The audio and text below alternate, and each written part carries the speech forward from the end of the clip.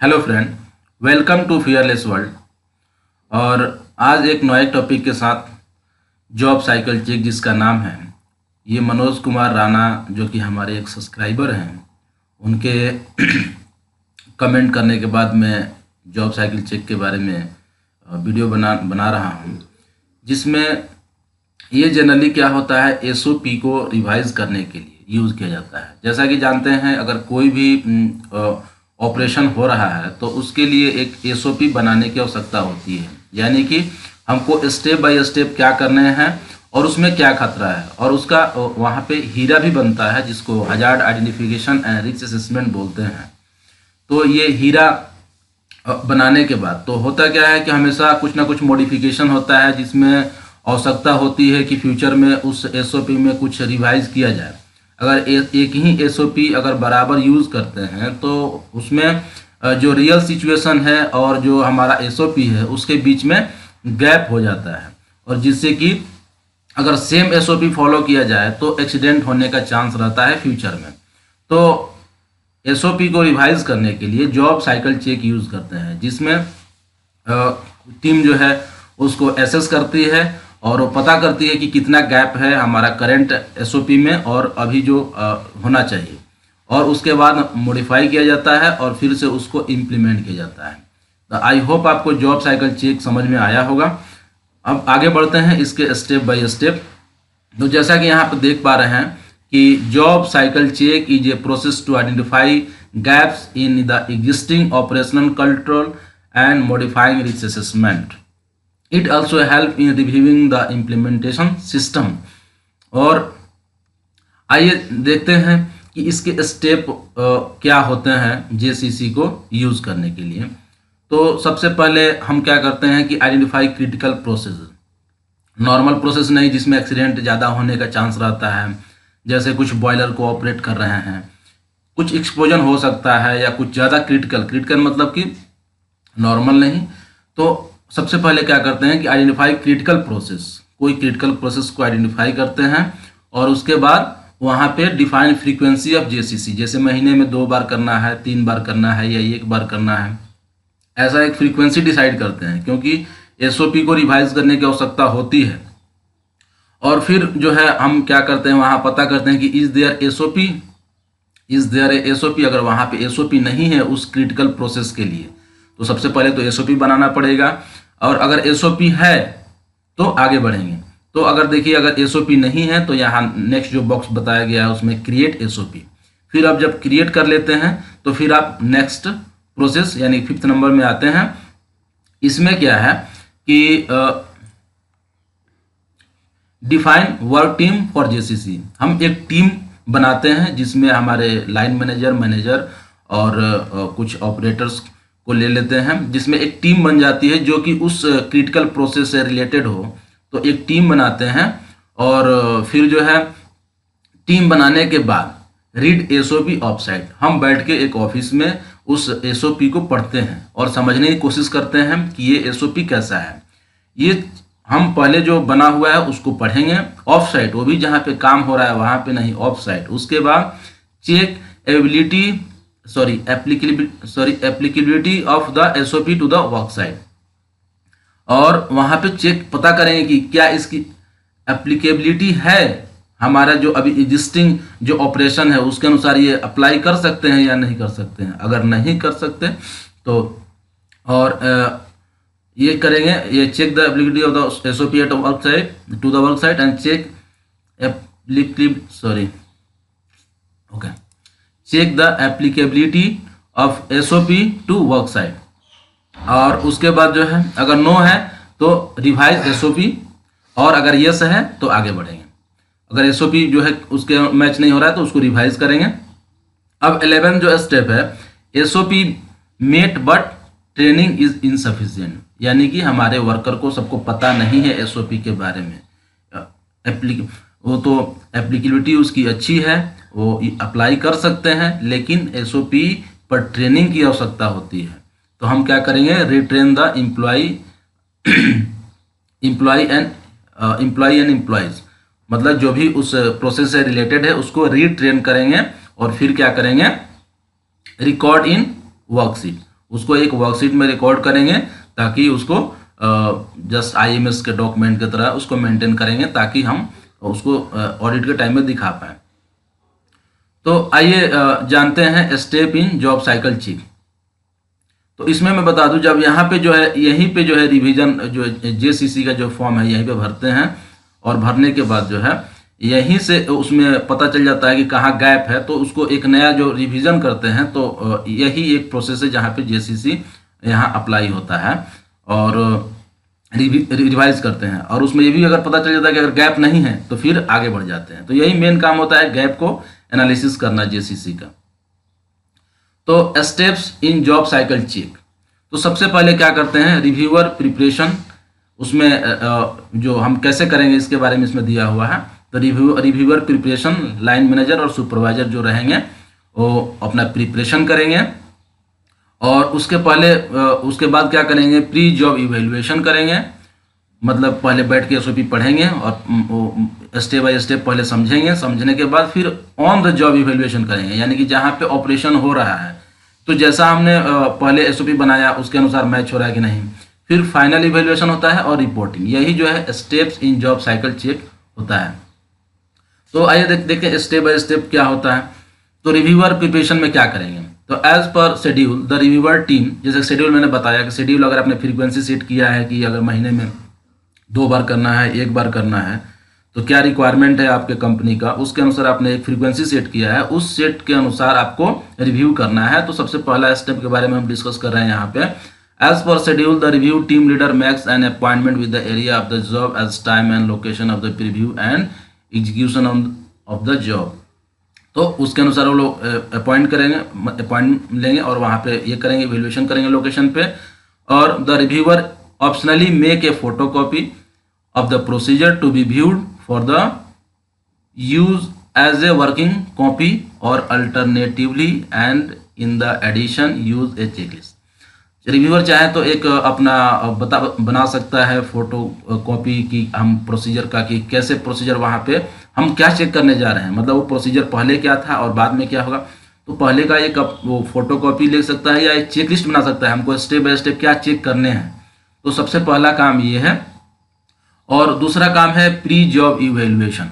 तो हम वहाँ पे क्या प्री जॉब इवेल्युएशन करेंगे, तो review team and work execution sit down before the job execution review the, पूरी टीम बैठेगी हीरा के साथ में। यानी कि हम जानते हैं कोई भी वर्क एक्टिविटी होता है उसका हीरा होता है, hazard identification and risk assessment का एक फॉर्म भरते हैं जिसमें कि स्टेप बाय स्टेप एनालिसिस होता है सभी वर्क एक्टिविटीज़ का। और उस वर्क एक्टिविटीज़ को हम लेके बैठेंगे और SOP से मैच कराएंगे कि क्या ये वर्क एक्टिविटीज़ में कितना खतरा है। तो ये पूरे के पूरे चेक करेंगे। और उसमें क्या क्या चेक करना चाहिए देखते हैं। की question to be asked while the pre job evaluation. तो what protective equipment is required, उस समय के कौन सा प्रोटेक्टिव इक्विपमेंट रिक्वायर्ड है, क्या वो गुड शेप में है। जैसे कि मान लेते हैं अगर एक प्रेशर सेंसर है यानी कि प्रेशर गेज है, वो उसकी रिक्वायरमेंट है उस समय, या एक मान लीजिए कि अगर लेवल इंडिकेटर है उस समय उसकी रिक्वायरमेंट है, तो क्या वो जो है गुड कंडीशन में है कि नहीं है, ये भी एक चेक करना है। क्योंकि प्रोसेस प्लांटों में ये सब बहुत इंस्ट्रूमेंट का बहुत इंपॉर्टेंट होता है, क्योंकि वही सिग्नल देता है। अगर वही गुड कंडीशन में ना हो तो फिर मतलब कि जो SOP है वो अच्छे से फॉलो करने के बाद भी एक्सीडेंट हो सकता है। व्हाट टूल आर रिक्वायर्ड, अगर उस ऑपरेशन के दौरान बहुत सारे स्पैनर या बहुत सारे इक्विपमेंट की आवश्यकता हो सकती है, तो क्या वो टूल जो है गुड कंडीशन में है। Are they provide in good condition, is the procedure up to date, क्या प्रोसीजर जो है अप टू डेट है, मतलब क्या हम लोग लेटेस्ट वर्जन यूज कर रहे हैं। Can the job be done safely and efficiently by following this procedure, क्या ये जो प्रोसीजर है इसके द्वारा जॉब को हम लोग इफिशियंटली कर सकते हैं और with the flowing procedure safely और इफिशियंटली, मतलब कि ये प्रोसीजर अपनाने के बाद क्या एक तो वो इफिशियंटली होना चाहिए, मतलब कम समय में और अच्छे से बिना ज़्यादा मेहनत लगे होना चाहिए और सेफली भी होना चाहिए। Other activity going on in the area that may interfere and another contractor job, जैसे कि अगर कुछ एक्टिविटी साइड में चल रही है तो क्या उसे ये इंटरफेयर कर रहा है क्या, अगर नहीं कर रहा है तो वो भी एक चेक करेंगे। ये सब क्वेश्चन पूछा जा सकता है वाइल प्री जॉब इवेल्युएशन, ये सभी क्वेश्चन हो सकता है कि नहीं भी हो, लेकिन ये कुछ कॉमन क्वेश्चन है जो कि सभी पूछते हैं। और direction check and the other position and location, direction check करते हैं। Issues what risk are there from all direction, तो हर एक डायरेक्शन से क्या रिस्क हो सकता है, जैसे कि कोई बड़ा प्लांट है तो साइड में और बहुत सारे प्लांट है, तो मतलब सभी डायरेक्शन देखेंगे कि कहीं किस डायरेक्शन से कुछ रिस्क तो नहीं है उस ऑपरेशन को। On the job evaluation after the of the jobs discussion the review team and work executor will go into the area. जो ऑफ द जॉब डिस्कशन करने के बाद, मैंने पहले ही बताया एसओपी को, आप पहले ऑफ द जॉब डिस्कशन कर लीजिए कि क्या क्या है, कैसे होता है, ये सारा चीज समझने के बाद फिर the on the job evaluation आपको करना है, जिसमें work executor will go into the area, यानी कि ये पूरी टीम जो है वो वर्क एरिया जाएगी और work executor will perform the job as discussed by the procedure. जो प्रोसीजर है उसके अनुसार वहाँ पे डिस्कस करेंगे कि कैसे कैसे क्या करना है at the time of the operation. और फिर वहाँ पे गैप और डेविएशन आर ऑब्जर्व करना है, वहाँ पे आपको गैप और डिविएशन को ऑब्जर्व करना है। और use HIRA as a reference but observe beyond, HIRA को आप रेफरेंस में यूज कर सकते हैं, लेकिन हो सकता है कि हीरा में सारा एक्टिविटी मेंशन नहीं हो, तो उसके बियॉन्ड भी आपको चेक करना है कि हो सकता है कोई ऐसा एक्टिविटी है जो छूट न जाए, क्योंकि हीरा की एक लिमिटेशन भी होती है, तो सारा एक्टिविटी उसमें हो सकता है कि नहीं हो। और उसके बाद यूज द सेफ्टी, और उस during the on the job evaluation आपको क्या क्या सेफ्टी ऑब्जर्वेशन करने हैं वहाँ पे मैं बता देता हूँ। रिएक्शन मतलब वर्कर्स का रिएक्शन मतलब क्या है और कैसे वो लोग, उनका एटीट्यूड क्या है। This is not specially evaporative behaviour but rather attitude mind set of the worker executor observe, वहाँ पे आपको देखना है कि वर्कर जो है क्या कोई शॉर्टकट ले रहे हैं या उनका माइंड सेट क्या है। ये कभी कभी क्या होता है, कुछ बाईपास कर देते हैं, कुछ प्रोसीजर को, उसमें स्टेप्स को बाईपास करते हैं, तो उनका माइंड सेट पता करना है कि क्या है और आपको ये ऑब्जर्व करने हैं। पोजीशन यानी कि जो मान लीजिए कि अगर उस रनिंग प्लांट में वाल है या कुछ इंस्ट्रूमेंट का देखना है या कुछ रीडिंग वगैरह लेने हैं, तो उस पोजीशन जो है इग्रोनॉमिकली डिजाइंड है कि नहीं, कुछ तो ऐसा एक्वायर्ड पोजीशन तो नहीं है। और risk from all the direction, और साथ में किस तरह का पीपी की वहाँ रिक्वायरमेंट है उस ऑपरेशन में, और वो पीपी वहाँ पे अवेलेबल है कि नहीं, कंडीशन क्या है। टूल एंड इक्विपमेंट, हो सकता है कि जैसे कि आप मान लीजिए टेम्परेचर टेस्ट करना है तो लेजर गन यूज़ करते हैं, तो इस तरह कोई भी इक्विपमेंट वहाँ पे जो यूज़ कर रहे हैं वो किस तरह का है, उसकी क्या कंडीशन है, वो सेफ है कि नहीं, और या कैलिब्रेशन वगैरह है कि नहीं है, ये सभी देखना है। साथ में प्रोसीजर्स को चेक करने हैं और हाउसकीपिंग और ऑर्डरलीनेस, और हाउसकीपिंग वहाँ पे कैसा है, ये सारे चीज़ को ऑब्जर्व करने हैं to the safety point of view. और identify and on the job evaluation identify and document the following key items, आपको क्या क्या नोट करने हैं। तो एक तो गैप क्या है, मतलब कौन कौन सा जो स्टेप है वो मिसिंग है या कौन से स्टेप में मॉडिफाई करने हैं। और other check points, striking hazard, defective equipments, any additional equipment needed, emergency preparedness, any part of the job that are not covered, position, ergonomics, aspect, location, ये सभी आपको देखने हैं। और फाइनल इवेल्युएशन में क्या है, after the pre and on the job evaluation क्या करना है, review the team and work evaluator, आपको रिव्यू करने हैं। और review the initial finding and the on the job evaluation, जो इनिशियल फाइंडिंग है उसको रिव्यू करने हैं। और रिव्यूअर आज suggestion opinion from the work executor, और उसके बाद job cycle change form is then completed, आप उसके बाद जॉब साइकिल जो चेक का फॉर्म है उसको फिल करना है और उसके बाद एसओपी में रिवीजन करना है। ये वीडियो थोड़ा बड़ा हो रहा है लेकिन इसमें सारे इन्फॉर्मेशन है, तो आइए देखते हैं डू एंड डोंट जेसीसी, तो क्या करने चाहिए और क्या नहीं करने चाहिए। तो have preview with the whole team, work party, पूरे टीम के साथ जो है इसको रिव्यू करनी चाहिए। ऑब्जर्व 360 अराउंड, नहीं केवल एक ही साइड आपको देखना चाहिए लेकिन उसके उस ऑपरेशन के आसपास की सारी चीज़ें यानी 360 व्यू आपको रखने हैं वहाँ पे।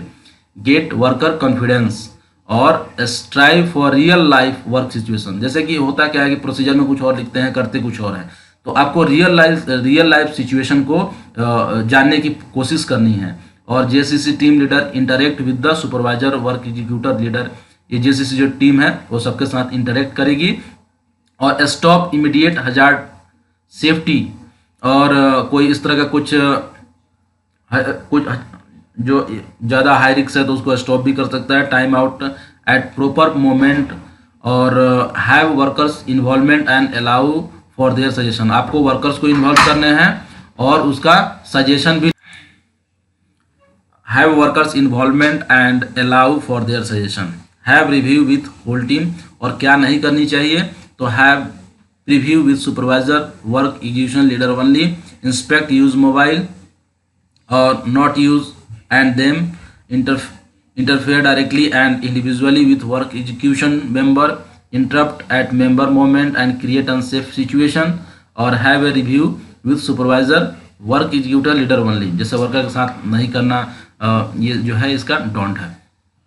तो आइए अब देखते हैं इसके फॉर्म के बारे में। तो ये फॉर्म जो है आप देख रहे हैं, 2 सेक्शन हेड, तो ये है JCC form, example of JCC evaluation form. ये ऐसा नहीं है कि ऐसा ही फॉर्म होगा, इसमें थोड़ा बहुत मॉडिफिकेशन हो सकता है, ऐसा नहीं है। तो ये एक उसका एग्जाम्पल है, एक सैम्पल है। ये company to company wise vary भी कर सकता है।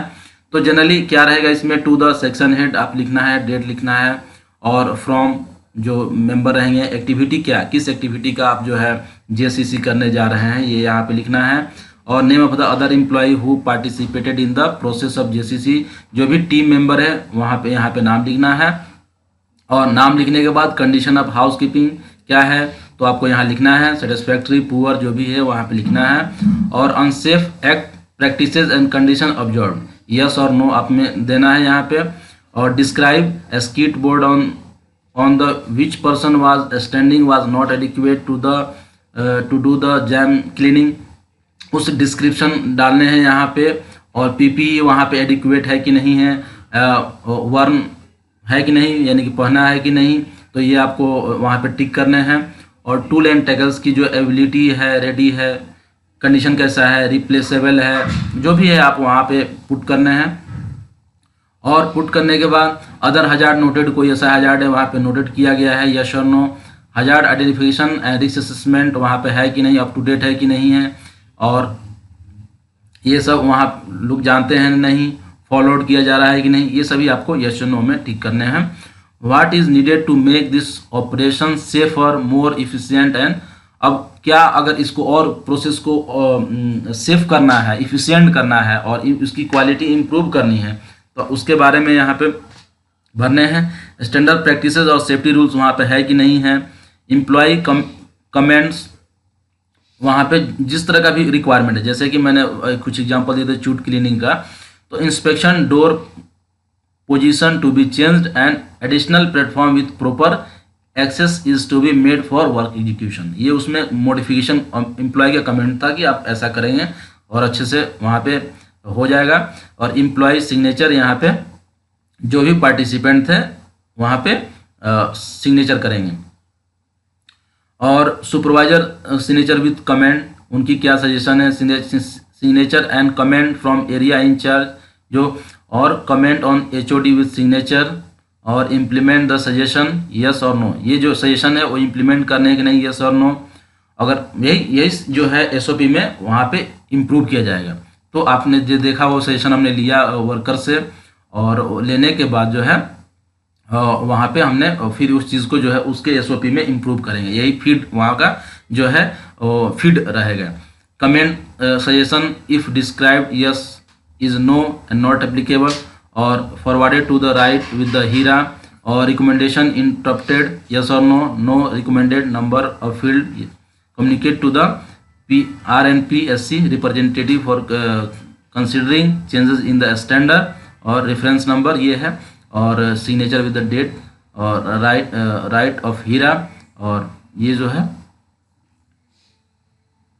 तो ये जो है एक तरह से जो है फॉर्म है जिसको फिलअप करना है। इसमें सारे फॉर्मेट दिए गए हैं, आपको यस और नो और जो भी सजेशन है वहाँ पे लिखने हैं, और यही सजेशन को जो है वो एसओपी में फीड करना है, ताकि वहाँ से आप उसमें इम्प्रूवमेंट हो पाए। जिस प्रोसेस जिस ऑपरेशन का आप जो है जेसीसी कर रहे हैं, तो यहाँ पे आपको यहीं पे इम्प्रूवमेंट मिल जाएगा। जैसा कि देखिए एक example of HIRA through JCC. आप देखिए ये जो कंडीशन, दो फोटो यहाँ पे दिया गया है, तो example of HIRA through JCC, इसमें दो फोटोज़ हैं बिफोर एंड आफ्टर का। जैसा कि आप देख पा रहे हैं, मैंने बताया था कि ये कन्वेयर से रिलेटेड है। तो यहाँ पे कुछ ओवरफ्लो होता है जिससे ये जैम लग जाता है यहाँ पे, तो उसके लिए वहाँ पे सजेशन लिया गया है बिफोर एंड आफ्टर। आप देख पा रहे हैं, तो बिफोर में कैसा कंडीशन था और वहाँ के जो है उसका जेसीसी मतलब कि जेसीसी किया गया है वो भी हीरा के थ्रू। तो वो जो है इसमें पता किया गया क्या जो गैप है और क्यों ऐसा हो रहा है और क्या एसओपी में मॉडिफिकेशन या क्या सेफ्टी मेजर्स लिया जाए। तो इसमें यहाँ पे आप देख रहे हैं कि एक गार्ड लगाया गया है और यहाँ पे गार्ड लगाया गया है, ये भी आप देख रहे हैं यहाँ पे गार्ड लगाया गया है, और लगाने से इसकी जो है क्वालिटी, एफिशिएंसी और in the point of safety ये सभी इम्प्रूव हुआ है। तो आई होप आपको ये जेसीसी समझ में आया होगा। और अगर अच्छा लगे वीडियो तो कृपया लाइक, कमेंट और अपने दोस्तों के साथ शेयर करें, और आप कमेंट करके बताएं कि ये वीडियो आपको कैसा लगा। धन्यवाद।